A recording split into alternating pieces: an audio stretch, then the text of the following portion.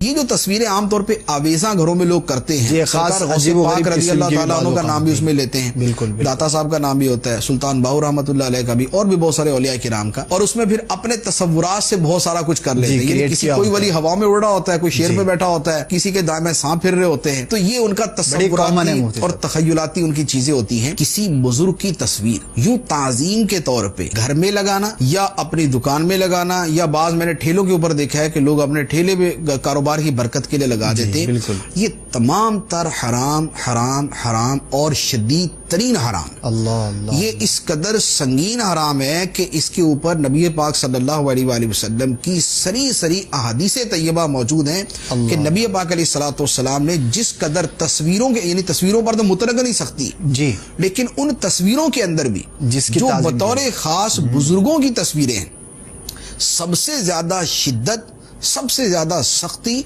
और सबसे ज्यादा वईदें जो है वो उस सूरत के ऊपर है। नबी पाक अलैहिस्सलातु वस्सलाम ने जब मक्का मुकरमा फतह फरमाया जी, और आप खाना काबा तशरीफ ले गए, तो वहां पर कुफार ने हजरत इब्राहीम अलैहिस्सलाम और हजरत इस्माइल अलैहिस्सलाम की तस्वीरें लगाई हुई थी। ठीक है, नबी पाक अलैहिस्सलातु वस्सलाम ने हुक्म दिया कि ये तस्वीरें मिटा दो।